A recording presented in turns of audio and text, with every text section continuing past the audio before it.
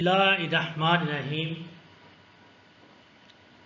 अस्सलाम वालेकुम dear students. I hope आप लोग जो है वो ठीक होंगे और जो है हमेशा की तरह जो है वो लेक्चर्स वगैरह जो है बड़े गौर से सुन रहे होंगे। तो लास्ट लेक्चर जो है वो आपको काफ़ी क्लियर हो चुका होगा कि हमने चैप्टर नंबर 6 में वर्क भी पढ़ लिया, काइनेटिक एनर्जी भी पढ़ ली, उसके बाद पोटेंशियल एनर्जी को भी देख लिया। तो वन बाय वन करके हम जो है वो टॉपिक जो है वो करते जा रहे हैं और मुझे उम्मीद है कि आप लोग भी इसको कर रहे होंगे साथ साथ। कोई मसला मसाइल, एनी प्रॉब्लम आप डिस्कस कर सकते हैं। तो आज का जो टॉपिक है वो कुछ इस तरह से है कि जो मेजर टॉपिक है वो है फॉर्म्स ऑफ एनर्जी।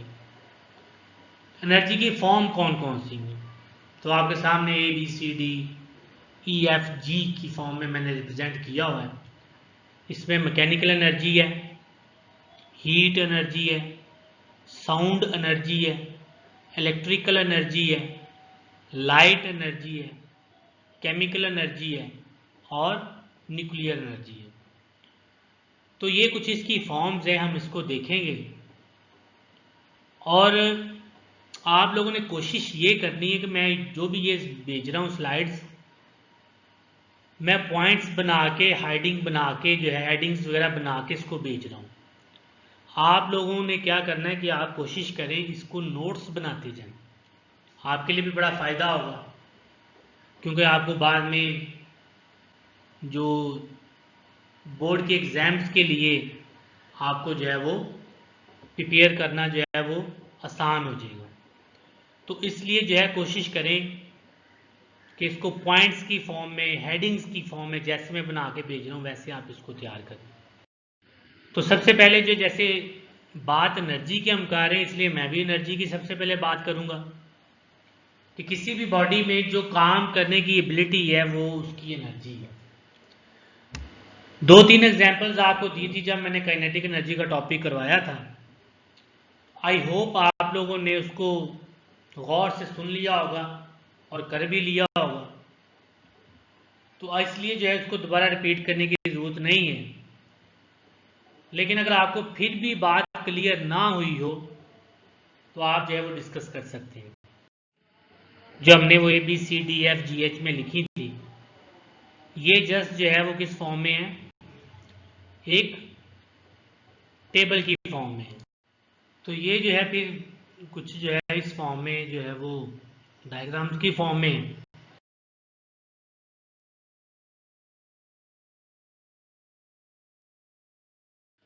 तो स्टार्ट में मैकेनिकल एनर्जी जो है, ये चीज़ें में रखिएगा। मैकेनिकल एनर्जी जो है वो ऐसी एनर्जी होती है जो मोशन और पोजीशन की वजह से हो, उसको हम क्या कहते हैं, मैकेनिकल एनर्जी। अब आपसे मेरा एक क्वेश्चन है, आप लोगों ने इसको सोच के इसका आंसर भी देना है।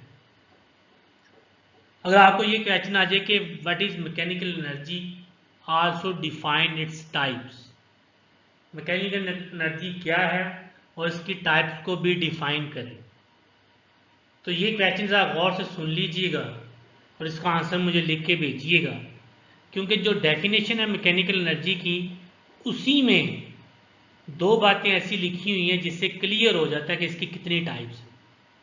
दोबारा सुन लें, what is mechanical energy, also define its types. तो आप लोगों ने ये मुझे असाइनमेंट के तौर पे लिख के भेजना है। जैसे मैंने कहा कि मैकेनिकल एनर्जी जो है उसकी जो डेफिनेशन है उसमें 2-3 ऐसे वर्ड्स हैं जो आपको फौरन बता देते हैं कि इसकी कितनी टाइप्स हैं। उसके बाद अब जरा इसकी एग्जांपल्स की हम बात करें तो वाटर जो रन करता है स्ट्रीम में वो भी मैकेनिकल एनर्जी है, हवा भी मैकेनिकल एनर्जी है, गाड़ी मूव कर रही हो वो भी मैकेनिकल एनर्जी है, लिफ्टिंग हैमर अगर हथौड़े को उठाएं वो भी मैकेनिकल एनर्जी है, स्ट्रेच बो जो है वो मैकेनिकल एनर्जी है, कैटापुल्ट जो है या कंप्रेस्ड स्प्रिंग जो है वो मैकेनिकल एनर्जी है। अब आपको एग्जाम्पल से भी आइडिया हो चुका होगा कि इसकी कौन कौन सी टाइप्स हैं। तो आप ज़रा इसको लिख के मुझे भेजिए। जैसे नाम से ज़रा हीट, मतलब ये हॉट बॉडीज की बात कर रहे हैं। तो हीट जो है ये बेसिकली एनर्जी की एक फॉर्म है, ये चीज़ ध्यान में रखनी है सबसे पहली बात। It is a form of energy given out by hot bodies. जो हॉट बॉडीज से क्या आती हैं, खारिज होती है एनर्जी। बर्निंग फ्यूल से बहुत ज़्यादा एनर्जी जो है हमें हासिल होती है, हीट हासिल होती है।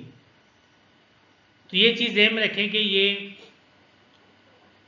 कोई भी अपोजिंग फोर्स जो है या फ्रिक्शनल फोर्स जो है वो एनर्जी को रिड्यूस कर देती है। ये तो मैं पहले भी पता है। अगर हम जो है वो जैसे सपोज करें कि अगर हम मूव कर रहे हों तो आगे हमारे जो है वो सैंड आ जाए, रेत आ जाए, तो रेत में चलना थोड़ा मुश्किल होता है। इसका मतलब है कि जो रेत है वो एज आ फ्रिक्शनल फोर्स यूज़ हो रही है। तो इसका मतलब क्या होगा, कोई भी जो फ्रिक्शनल फोर्स है वो एनर्जी को क्या कर देती है, रिड्यूस कर देती है। हीट का काम क्या होता है, ये फूड बनाने में, पकाने में मदद देता है, ये हमें सब पता हमें। और ये भी पता है फूड जो है ये भी हीट एनर्जी प्रोवाइड करती है। क्यों प्रोवाइड करती है आपको पता है, जब आप फूड वगैरह खाते हैं, बायो में आपने पढ़ा होगा, तो उसमें कैटाबोलिज्म होता है। कैटाबोलिज्म मतलब खुराक ब्रेक डाउन होती है, और जब कोई भी चीज़ ब्रेक होती है तो वो क्या करती है, हीट प्रोवाइड करे, हीट आती है वहाँ से। तो वही फिर जो हीट होती है, कैटाबोलिज्म होता है खुराक का, उसके बाद फिर वो ब्रेक डाउन हो जाती है, और वही जो है वो हीट की फॉर्म में बॉडी से बाहर आ रही होती है। कभी आपने देखा होगा कि कई ऐसे जो है वो बहुत ज़्यादा 95% या 80% ऐसे जो है वो लोग होते हैं, जब खाना खा रहे हैं तो उनको पसीना बहुत ज़्यादा आ रहा होता है। बेसिकली वो यही प्रोसेस हो रहा था, कैटाबोलिज्म और एनाबोलिज्म का। एग्जाम्पल इसकी कुछ इस तरह है कि जो सन है वो हीट एनर्जी का बहुत बड़ा सोर्स है, और आपको पता है कि हीट एनर्जी जो है वो सन की कितनी है। आजकल तो आपको 3-4 दिनों से ज़्यादा ही पता चल रहा होगा कि सूरज की कितनी ज़्यादा हीट है। तो साउंड भी बेसिकली जो है ये एक एनर्जी की फॉर्म है, और ये चीज़ जहन में रखिएगा, ये जो लाइन लिखी है बड़ी ज़्यादा इंपॉर्टेंट है कि साउंड एनर्जी उस वक्त प्रोड्यूस होती है जब बॉडी वाइब्रेट करती है। सबसे आसान एग्जाम्पल, लेबॉर्ट्री में अगर एक्सपेरिमेंट करना हो तो ट्यूनिंग फोक की सबसे आसान एग्जाम्पल। ट्यूनिंग फोक आप लोगों ने देखा होगा, वो कुछ इस तरह का होता है, ये यू शेप होती है, और नीचे इसके जो है वो एक रॉड सा लगा होता है ऐसे, ये ट्यूनिंग फोक। और सबसे आसान जो है वो यही होता है कि आप ट्यूनिंग फोक से आवाज़ को चेक कर सकते हैं। तो इंशाल्लाह जब स्कूल वगैरह ओपन होंगे मैं आपको ये एक्सपेरिमेंट करके भी दिखाऊंगा कि ट्यूनिंग फोक की मदद से हम कैसे साउंड प्रोड्यूस कर सकते हैं। उसके बाद जो है कि अगर नॉक डोर हो तो वो भी आपकी साउंड एनर्जी है।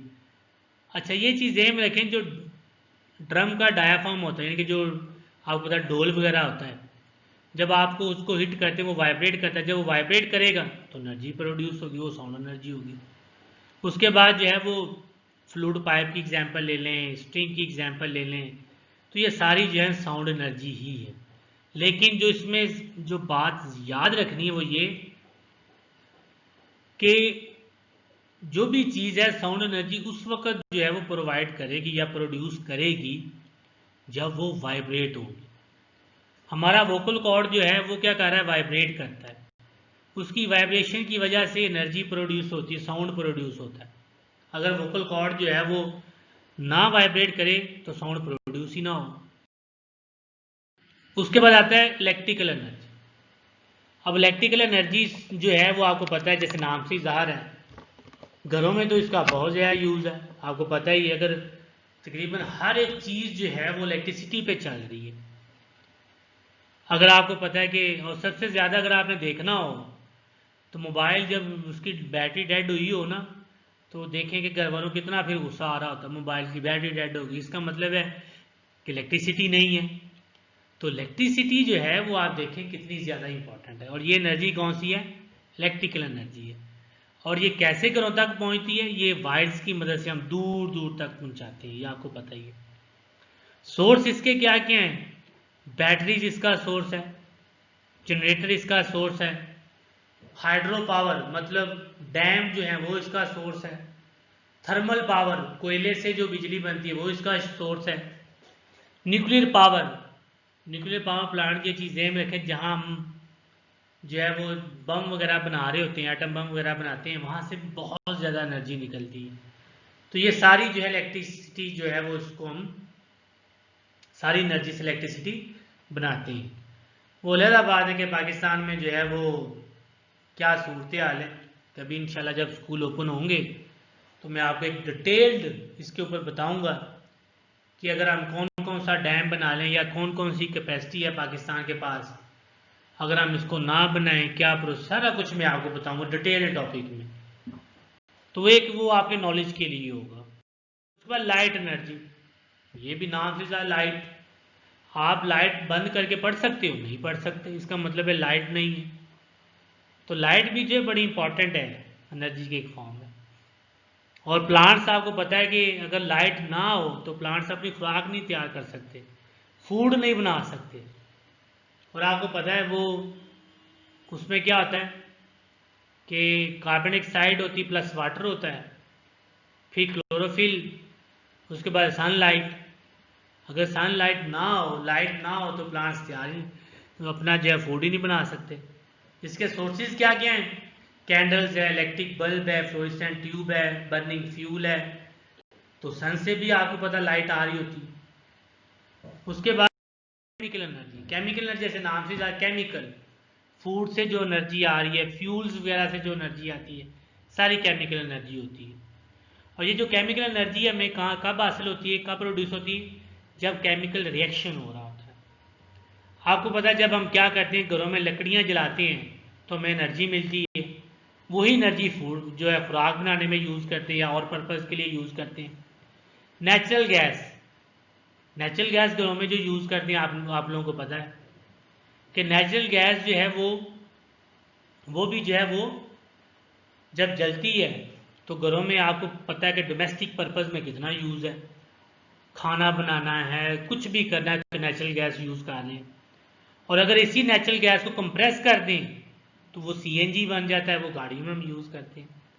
लेकिन ये जो मैं कह रहा हूँ ना कि चीज़ें जलती हैं, जो है वो वुड जो है वो भी बर्न होता है, मीथेन बर्न होता है, इसके लिए एयर का होना बहुत ज़रूरी है। क्योंकि विदाउट ऑक्सीजन जो है कोई भी चीज़ जो है वो जलती नहीं है, बर्निंग प्रोसेस नहीं होता। ये चीज़ ज़हन में रखनी है आप लोगों ने। उसके बाद जो है अगर आप आगे चलें, इलेक्ट्रिकल एनर्जी की बात करें, बैटरीज, तो बैटरीज में भी केमिकल रिएक्शन हो रहे होते हैं, डिफरेंट एसिड्स वगैरह जो है वो आपस में रिएक्ट करते हैं। रिएक्शन करने के बाद हमें इलेक्ट्रिसिटी मिलती है, एनर्जी मिल जाती है वहाँ से। उसके बाद जो है वो मस्कुलर एनर्जी जो होती है एनिमल्स की, उससे भी जो है वो आपको पता है कि वो भी केमिकल एनर्जी वहाँ से भी इजीली मिल जाती है। तो ये जो टॉपिक है काफ़ी बड़ा टॉपिक है, लेकिन मैंने कोशिश की है कि इसकी हेडिंग बना के, और आपने इसको ऐसे ही करना है, ये चीज़ ज़हन में रखिएगा। ज़्यादा एडवांस जो है वो जो भी आपकी बुक में लिखा बहुत अच्छा लिखा हुआ है, उन्हीं को मैंने पॉइंट्स बना के लिखा है ताकि आपको याद करने में आसानी हो। उसके बाद लास्ट में न्यूक्लियर एनर्जी है। न्यूक्लियर एनर्जी जैसे नाम से ज़ाहिर है कि वो एनर्जी होगी जो न्यूक्लियस से हासिल होगी। और इसके लिए जो है वो पाकिस्तान में बहुत से इसके ऊपर जो है वो अदारे काम कर रहे हैं। जैसे कराची में कैनप है, उसके बाद चश्मा में है, उसके बाद कोहटा रिसर्च लेबॉर्ट्री है, ये सारे न्यूक्लियर हैं। इसमें क्या होता है, इसमें हम जो है वो रिएक्शन करवा रहे होते हैं। जैसे फिशन और फ्यूजन की बात की हुई। फिशन का मतलब होता है फ्रेगमेंट्स, पार्ट्स। इसका मतलब जब बहुत बड़ा जो है वो न्यूक्लियस टूट के छोटे छोटे न्यूक्लियाई में डिवाइड हो जाए, वो फिशन है। और फ्यूजन क्या होता है? फ्यूज होता है जुड़ना। जब छोटे न्यूक्लियाई मिलकर एक बड़ा न्यूक्लियाई बना दे तो वो फ्यूजन है। और यही एनर्जी जो है इसके लिए न्यूक्लियर रिएक्टर बने हुए हैं। न्यूक्लियर रिएक्टर जो है वो बहुत बड़ा एक जो सेटअप होता है। और आपको पता है जितने भी हम बम वगैरह बना रहे होते हैं वहाँ से हीट निकलती है, वही हीट आगे फिर जो इलेक्ट्रिकल एनर्जी में कन्वर्ट हो जाती है। तो सन जो है वो बहुत बड़ा सोर्स होता है न्यूक्लियर रिएक्शन का। ये एक आप टॉपिक पढ़ोगे चैप्टर नंबर 10 में, जा अपना क्लास नंबर 10 में जाके, क्लास 10 में न्यूक्लियर फिजिक्स, तो वेरी मेजर टॉपिक है न्यूक्लियर फिजिक्स, बहुत डिटेल से पढ़ाया जा सकता है। लेकिन आपने सिर्फ यही चीज़ ज़हन में रखनी है कि फिशन और फ्यूजन जो है वो, फिशन होता है ब्रेक डाउन होना, जब छोटे पार्ट जो बड़ा न्यूक्लियर टूट के छोटे न्यूक्लियर में डिवाइड होता है वो फिशन रिएक्शन होता है। और जब छोटे न्यूक्लियर मिलते हैं बड़ा न्यूक्लियर बन जाता है वो फ्यूजन रिएक्शन होता है। तो ये छोटा सा एक जो है वो कुछ टॉपिक था और डिटेल टॉपिक था, मैंने कोशिश की उसको पॉइंट्स में बना के, और आप कोशिश करें इसको नोट्स बना लें, आपकी बुक में उन्होंने पैराग्राफ में लिखा होगा, याद करना मुश्किल है। बहुत सारा ख्याल रखिएगा और दुआओं में आपने याद रखना है। अल्लाह हाफिज़।